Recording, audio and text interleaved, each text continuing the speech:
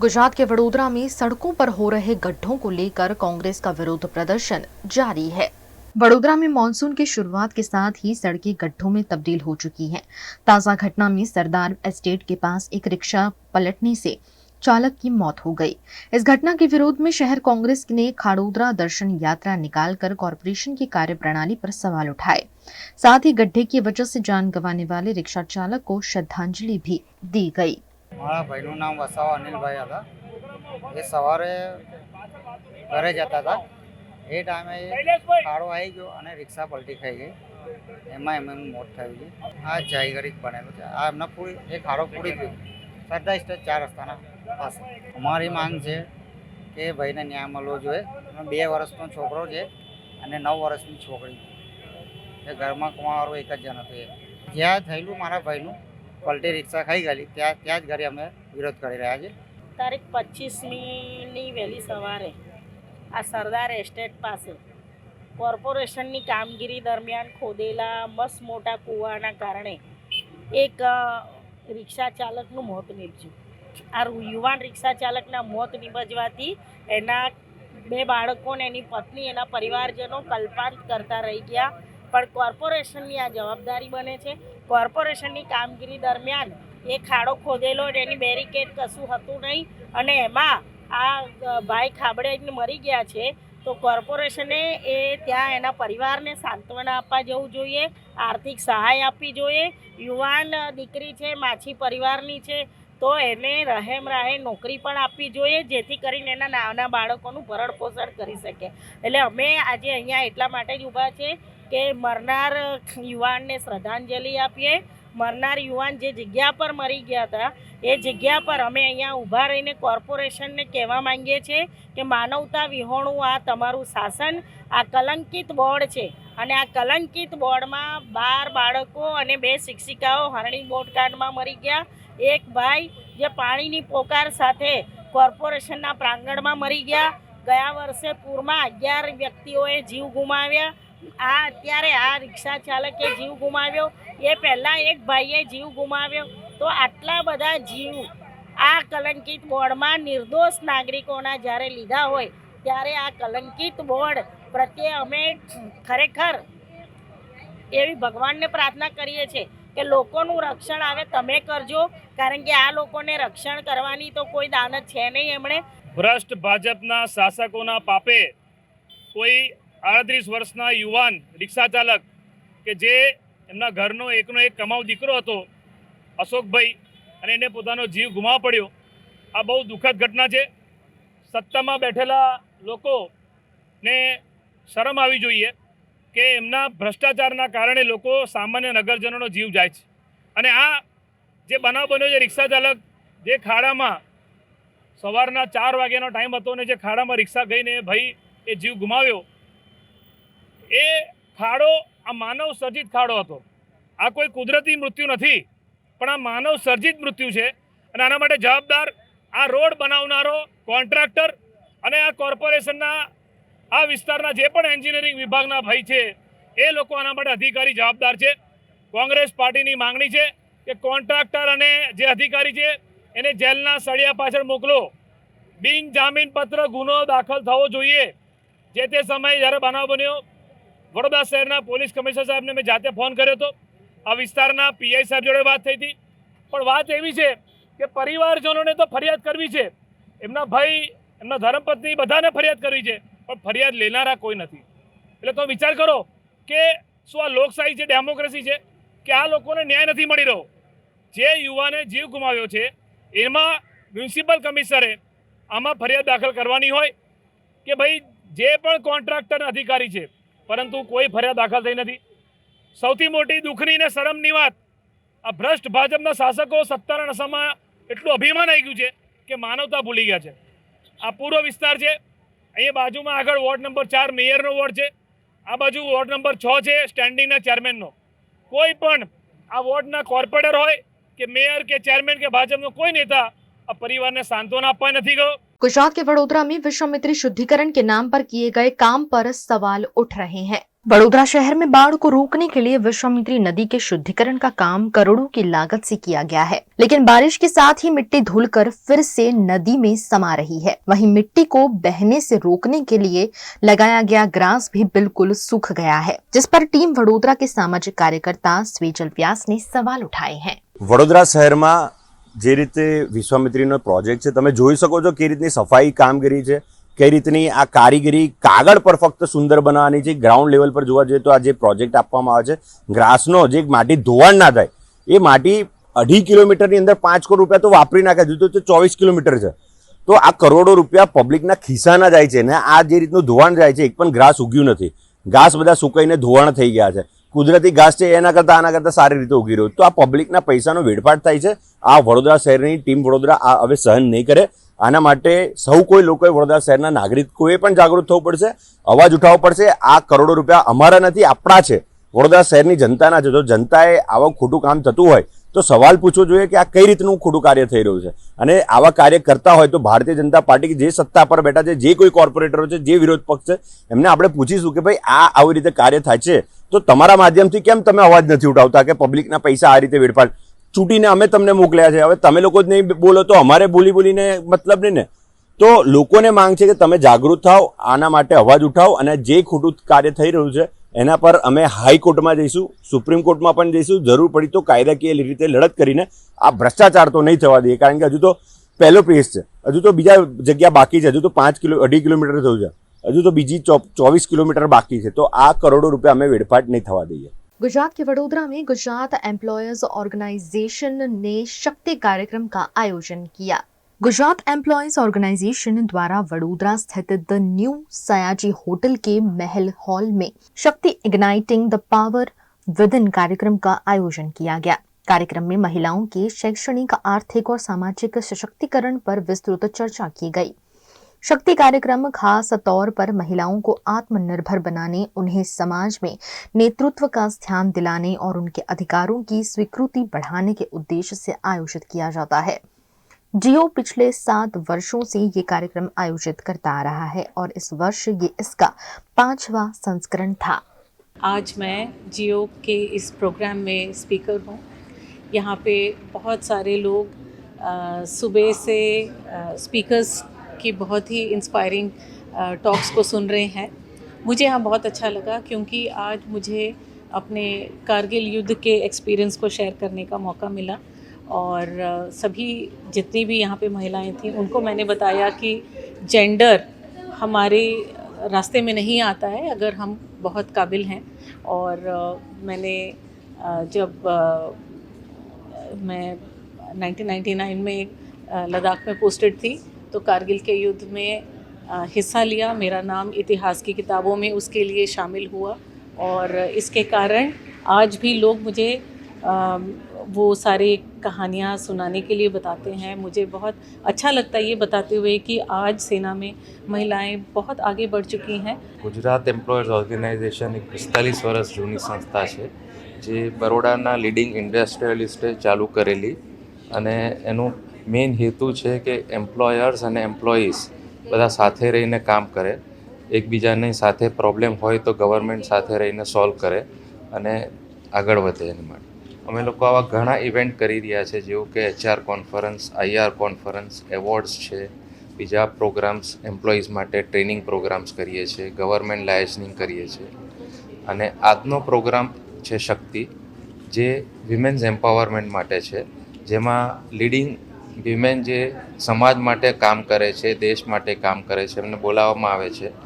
એ લોકો એમની સ્ટોરી અહીંયા સંભળાવે છે, એમનો જર્ની આખી બતાવે છે, જેનાથી બીજા લોકોને, પાર્ટિસિપન્ટને એક ઇન્સ્પિરેશન મળે કે એ લોકો બી લાઈફમાં આગળ વધી શકે. આ રીતે Himanshu Sales Corporation, your trusted destination for top quality consumer electronics since 1994. TV showroom से शुरुआत करने के बाद अब गुजरात के अलग अलग शहरों में हिमांशु सेल्स के electronic super stores, TV, washing machine, fridge, water purifier, vacuum cleaner, water cooler, mixer, OTG और वाटर हीटर, डिफरेंट और अपडेटेड टेक्नोलॉजी के इलेक्ट्रॉनिक अप्लायंसेस हिमांशु सेल्स में अवेलेबल। इस दिवाली अपने घर को नए इलेक्ट्रॉनिक अप्लायंसेस से सजाने विजिट करें Himanshu sales corporation. Himanshu sales corporation, G2 silver plaza, old Padra road, Vadodara, Gujarat. ठीक से साफ करो, ऊपर ऊपर से नहीं। VLDC मतलब बोरिंग लुकिंग, इसको साफ करके क्या फायदा? इतनी बेइज्जती। Switch to RR signature designer BLDC fans, जो बोरिंग लुकिंग नहीं, वेरी स्टाइलिश लुकिंग है। RR सिग्नेचर फैंस, आपके काम की बात।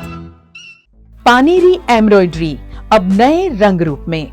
आप पानेरी पहुंचे हैं तो मानो आपकी सारी शॉपिंग हो सकेगी एक ही जगह पर। पानेरी में festive collection, casual collection, nightwear, innerwear के साथ अब ज्वेलरी, कई ब्रांड के कॉस्मेटिक्स, पर्स, परफ्यूम और बहुत कुछ। बच्चों से लेकर बड़ों के लिए बेहद खूबसूरत हर कलेक्शन। ट्रेडिशनल ड्रेस चाहिए या स्टाइलिश, पानेरी में सब कुछ वन स्टॉप वन डेस्टिनेशन। खुद के लिए खरीदना हो या दूसरों को गिफ्ट करना हो, पानेरी है सबसे best. Must visit Paneri embroidery, 10 Akota stadium road, Rajnagar society, Akota, Vadodara. Indians have so many vehicle choices. SUV, CUV, MUV, but only for four-wheelers. Two-wheelers have to choose between the comfort of a scooter or the performance of a bike. That's why BG Electric brings to you with 16-inch alloy wheels, a hyperdrive motor for tough roads, and an all-metal body that's super strong. BG Electric presents India's first RUV. V&M Foundation, transforming lives, empowering communities. Inspired by the late Shri A.D. Vyas's life journey, the V&M Foundation was established in 2018, dedicating and making a positive and enduring impact on lives of individual and community. V&M Foundation is working on issues that can improve the society today and tomorrow. Health and education, environmental wellness, inclusion, women empowerment, sports, art and culture.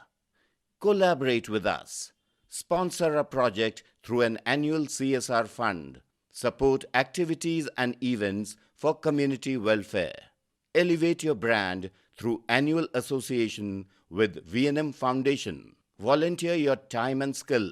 Donate now and claim an 80G tax exemption. V&M Foundation is registered under Section 80G of the Income Tax Act. V&M Foundation, transforming lives, empowering communities.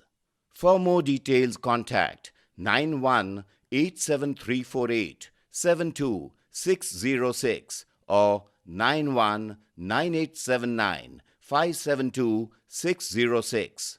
Gujarat के अहमदाबाद में pharmacy council में भ्रष्टाचार मामले CBI जांच शुरू हो गई है, जिसमें कांग्रेस ने बीजेपी पर निशाना साधा है।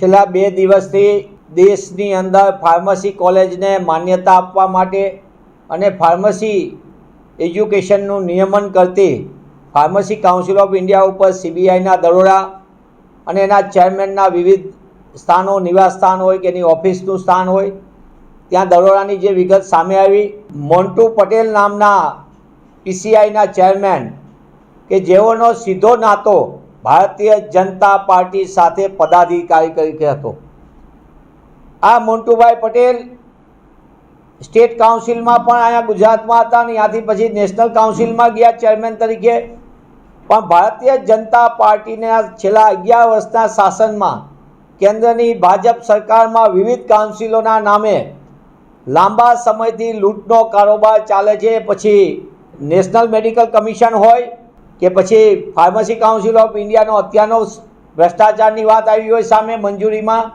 નર્સિંગ કાઉન્સિલની હોય મંજૂરીની, આર્કિટેક્ચર કાઉન્સિલ હોય, એન્જિનિયરિંગમાં હોય AICT, તમામ કાઉન્સિલો કોલેજોની મંજૂરીના નામે પૈસા ઉઘરાવીને જે રીતે શિક્ષણને વેપારના કેન્દ્રો બનાવી દીધા છે, એનો વધુ એક જીવતો જાગતો નમૂનો એટલે ફાર્મસી કાઉન્સિલ ઓફ ઇન્ડિયાનો ભ્રષ્ટાચાર સામે આવ્યો છે।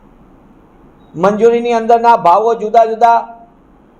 હું આપના માધ્યમથી પૂછવા માગું છું કે ડબલ એન્જિનની સરકાર ગુજરાતમાં પણ ભાજપાની સરકાર સ્ટેટ ફાર્મસી કાઉન્સિલમાં શું ચાલી રહ્યું છે, કેમ સરકાર એમાં મૌન છે? ફાર્માસિસ્ટ તરીકે તમારી આગળ ડિગ્રી હોય તો તમે કેમિસ્ટ તરીકેનું લાયસન્સની દવાની દુકાન ચલાવી શકો, તો કોના લાયસન્સો ચાલે ને કોના ખોટા લાયસન્સો ઉપર કેમિસ્ટની દુકાનો ધમધમી રહી છે? લાંબા સમય સુધી ફાર્માસિસ્ટ એસોસિએશનના જુદા જુદા પદાધિકારીઓ આ મુદ્દે આંદોલન કરી ચૂક્યા, પણ સરકાર કેમ એને છાવરી રહી છે? સાથોસાથ પીસીઆઈની અંદરના ભ્રષ્ટાચારની સાથોસાથે મંજૂરીની અંદર સરકારની નીતિને નિયત જુઓ. ગુજરાતમાં 84 જેટલી કોલેજો, એમાંથી માત્ર 3 કોલેજો, 2 સરકારી અને 1 ગ્રાન્ટેડ કોલેજો, એટલે મર્યાદિત કોલેજો સરકારી ને ગ્રાન્ટેડ વર્ષોથી. સરકારે છેલ્લા 20 વર્ષની અંદર સરકારી કોલેજ કે ગ્રાન્ટેડ કોલેજ એક પણ સ્થાપવા નથી દીધી. જે કોઈ સ્થપાય છે એ બધી ખાનગી કોલેજો, અને ખાનગી કોલેજોમાં કઈ રીતનો વેપાર ચાલે, કઈ રીતે ફીની લૂંટ ચાલે એ આપણે બધા જોઈએ છીએ. કોલેજોના સંચાલકોને ફીના નામે મસ્ત મોટા પેકેજો આવતા હોય તો એમાંથી અમુક ટકા એ આવા કાઉન્સિલના ઇન્સ્પેક્શનના નામે આપવામાં આવે. સરકારની સીધી દેખરેખ નીચે દિલ્હીમાં બેઠેલા આકાઓના નીચે આખો ભ્રષ્ટાચારની ગોઠવણ થઈ છે, એવો મારો સ્પષ્ટ આરોપ છે. रूस और यूक्रेन के बीच हमले का दौर जारी है, जिसमें आज रूस ने यूक्रेन पर 500 मिसाइलें दाग दी। रूस ने यूक्रेन पर शुक्रवार सुबह 500 मिसाइलों और ड्रोनों से हमला किया है। यूक्रेन के राष्ट्रपति व्लादिमीर जेलेंस्की ने दावा किया कि इनमें से 270 मिसाइलों को हवा में मार गिराया गया। इनके अलावा 330 शाहेद ड्रोन भी थे। इनमें से 208 ड्रोन को इलेक्ट्रॉनिक सिस्टम के जरिए जाम कर दिया गया। ये ड्रोन ईरान में बने हैं। इस हमले का सबसे बड़ा निशाना राजधानी कीव ही था। कीव के अलावा दनीप्रो, सुमी, खार्किव, चेनिहिव और आसपास के इलाकों को भी नुकसान पहुंचाया गया। कीव के मेयर विटाली क्लिस्टिको ने बताया कि इस हमले में कम से कम 23 लोग घायल हुए हैं और उनमें से 14 लोगों को अस्पताल में भर्ती कराना पड़ा है। इस हमले से कीव के कई इलाकों में अपार्टमेंट बिल्डिंग, दुकानों, एक स्कूल, एक अस्पताल, रेलवे लाइन और दूसरे जरूरी ढांचों को नुकसान पहुंचा है। कीव इंडिपेंडेंट के मुताबिक धमाकों की आवाजें 3 जुलाई को रात 10 बजे से ही सुनाई देने लगी थी और ये 4 जुलाई की सुबह तक जारी रही। दक्षिण कश्मीर के पुलवामा के एक गांव में हाई डेंसिटी एप्पल ऑर्चर्ड को कथित तौर पर तेजाब से नुकसान पहुंचाया गया है। दक्षिण कश्मीर के पुलवामा के वुथुरा गांव में हाई डेंसिटी एप्पल ऑर्चर्ड को तेजाब से नुकसान पहुंचाया गया। यहां के रहने वाले बाग के मालिक आसिफ अहमद डार का कहना है कि उन्होंने कुछ महीने पहले ही ये हाई डेंसिटी सेब का बाग तैयार किया था और पौधे अच्छी वृद्धि दिखा रहे थे, लेकिन कल सुबह जब वो बाग में पहुंचे तो नजारा चौंकाने वाला था। मैं मौजूद हूँ जिला पुलवामा के वुठूरा गांव में। बताया जा रहे हैं कल रात के दौरान कुछ नामालूम अफराद ने जो आइडेंटिटी एप्पल ट्रीज हैं उनके ऊपर एसिड फेंका गया है, और क्या कुछ मसला है। मेरे साथ जो बाग मालिकान मौजूद हैं इनसे भी बात करेंगे। डार रोजान वुठरे तो ये गो बाग एसिड त्रावन आज रात क्युत सुबह आय योर दवा कर दवा त्रावन तल सुबह मोलन ये आय योर ये तल जमीन खजम सेस तो तिम सत टेक्चर बे गई अथन जलन पे गांव हमसाय तमो वुच ऑन स्पॉट तो सारे वो ये एसिड 550 कुल वनकन टोटल बिहत 2 कुल टोटल डैमेज गई बाकी डेड तम तो मगर तिमन थोड़ा पान ठीक। FIR ना चोट ना कहें तो अलबत्ता डिपार्टमेंट आव योर हार्टिकल्चर वो तमो दिस नजर तमो वो तुम क्लियर फिलहाल नहीं योतन तान सॉइल टेस्ट रिपोर्ट क्लियर ये तोतन तान हेको वन कहें तो बे दित तमो सजेशन अत करो आप स्प्रे बस। हमारे में नोटिस में आया है कि जो वाथुरा गांगू वाथुरा पुलवामा में जो लगभग हाई डेंसिटी ऑर्चर्ड 2.5 कनाल जमीन है, वहाँ पर एक ऑर्चर्ड है, वहाँ पर आसिफ अहमद डार का, तो उसमें हमारे नोटिस में आया है कि उसमें कुछ रिएक्शन हुई है या कुछ अभी तक भी उसका अभी जांच चल रहा है अभी उसमें क्या है क्या। लेकिन हमने जो हार्टिकल्चर डेवलपमेंट ऑफिसर वहाँ के जो पुलवामा हार्टिकल्चर ऑफिसर उनको हिदायत दी कि वहाँ पर जाएं वो और देखें, वहाँ पर टेक्निकल गाइडेंस की जो भी ज़रूरत है वहाँ पर टेक्निकल गाइडेंस करें ऑर्चर्डिस्ट को। और ऑन स्पॉट वो वहाँ विजिट हुआ है तो वहाँ पर उन्होंने जो रिपोर्ट उनका जो आ रहा है यहाँ पर तो उसके हिसाब से हम आगे उसमें बता सकते हैं।